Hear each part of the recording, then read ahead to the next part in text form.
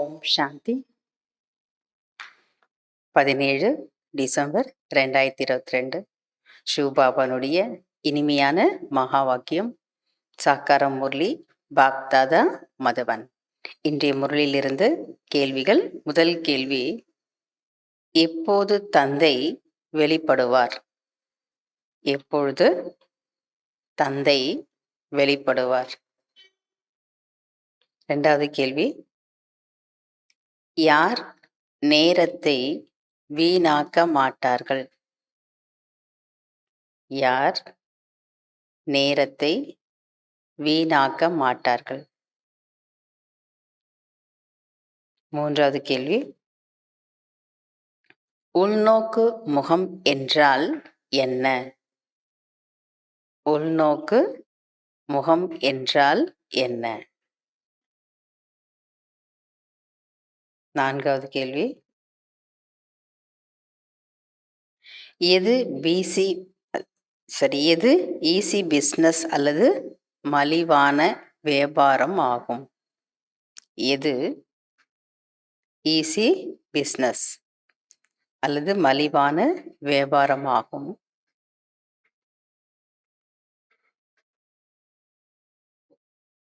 எது மலிவான வியாபாரம் ஆகும்? அஞ்சாவது, எதை அனுபவம்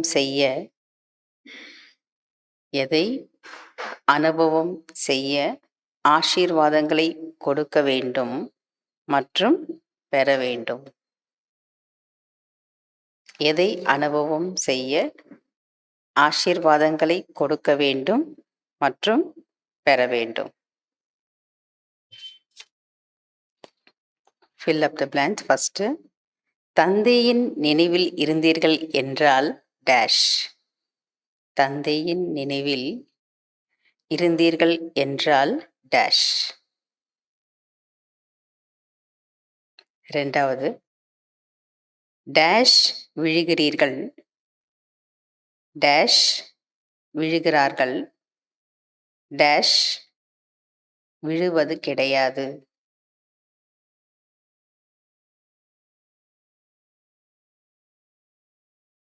டேஷ் விழுகிறார்கள், டேஷ் விழுவது கிடையாது. மூன்றாவது, அதிர்ஷ்டத்தில் இல்லை என்றால் டேஷ். அதிர்ஷ்டத்தில் இல்லை என்றால் டேஷ். நான்காவது, ஒரு தந்தையுடன் புத்தியின் தொடர்பை வைத்து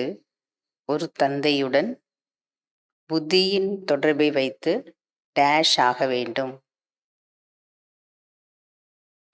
டேஷ் வரக்கூடாது.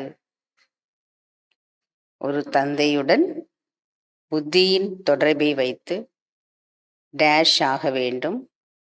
டேஷ் வரக்கூடாது. அஞ்சாவது, டேஷ் ஆதாரத்தில் அவர்கள் டேஷ் கமா டேஷ் அனுபவம் செய்வார்கள்.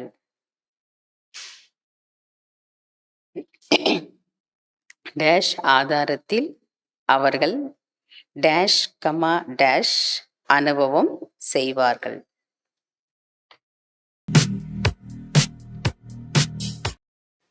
கேள்விகளுக்கு பதில் கிடைச்சிருக்கும். முதல் கேள்வி, எப்போது தந்தை வெளிப்படுவார்? எப்போது தந்தை போல சேவை செய்கிறோமோ அப்போது தந்தை வெளிப்படுவார். எப்பொழுது தந்தை போல சேவை செய்கிறோமோ அப்பொழுது தந்தை வெளிப்படுவார். இரண்டாவது, யார் நேரத்தை வீணாக்க மாட்டார்கள்? யார் நல்ல விதமாக தாரணை செய்கிறார்களோ அவர்கள் மற்றவர்களுக்கு கூட சேவை செய்வார்களோ தனது நேரத்தை எங்கும் வீணாக்க மாட்டார்கள். நல்ல விதமாக தாரணை செய்கிறார்களோ அவர்கள் மற்றவங்களுக்கு கூட சேவை செய்வார்கள். தாரணை செய்யக்கூடிய குழந்தைகள் தான் மற்றவங்களுக்கு என்ன பண்ணுவாங்க? சேவை செய்வாங்க. தனது நேரத்தை எங்கேயுமே வீணாக்க மாட்டாங்க. மூன்றாவது, உள்நோக்கு முகம் என்றால் என்ன?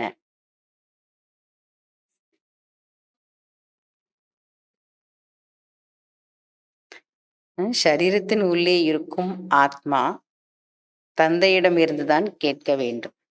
நமக்குள்ளதான ஆத்மா இருக்கு இல்லையா? அப்ப நமக்குள்ள இருக்கக்கூடிய ஆத்மா தந்தை சொல்றத மட்டும்தான் கேட்கும். வேற யார் சொல்றதையும் நம்ம என்ன பண்ணக்கூடாதா? கேட்கக்கூடாது. 4வது, எது ஈஸி பிஸ்னஸ் அல்லது மலிவான மலிவான வியாபாரம்?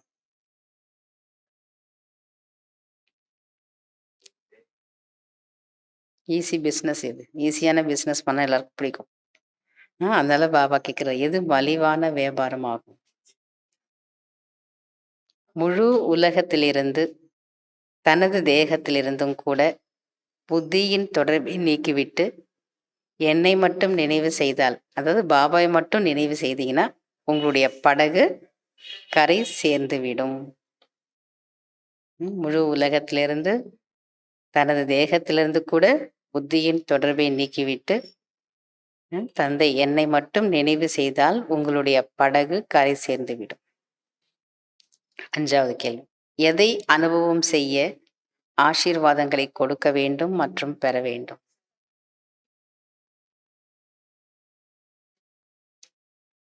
சதா நிரம்பிய தன்மை, நிறைவான அல்லது நிரம்பிய நிலையை அனுபவம் செய்ய வேண்டும் என்றால் ஆசீர்வாதங்களை கொடுக்க வேண்டும் மற்றும் பெற வேண்டும்.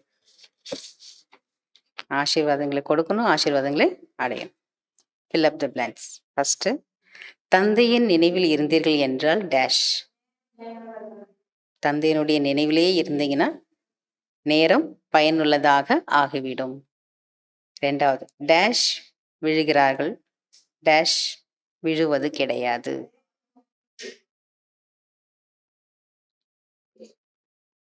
தேக அபிமானியாக இருப்பவர்கள் யார் எப்பவுமே தேக அபிமானத்திலே இருக்கிறாங்களோ, தேக அபிமானியாக இருப்பவர்கள் விழுகிறார்கள். ஆத்மா அபிமானியாக இருப்பவர்கள் விழுவது கிடையாது. 3வது, அதிர்ஷ்டத்தில் இல்லை என்றால், அதிர்ஷ்டத்தில் இல்லை என்றால் டேஷ்.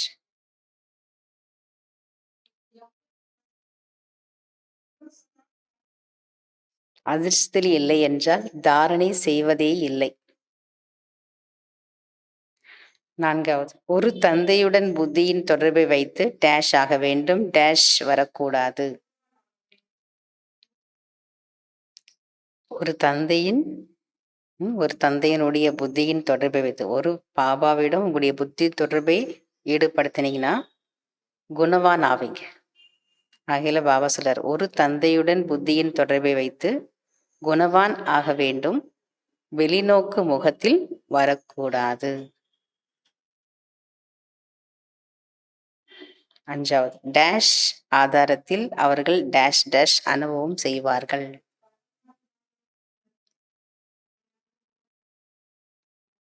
பரமாத்மாவின் பிராப்தியின் ஆதாரத்தில், பரமாத்மா மூலமா நமக்கு என்ன பிராப்தி கிடைச்சது, அப்ப பரமாத்மா பிராப்தியின் ஆதாரத்தில் அவர்கள் நிலையான சுகம் சாந்தியின் அனுபவம் செய்வார்கள். அச்சா, ஓம் சாந்தி. தேங்க்யூ பாபா.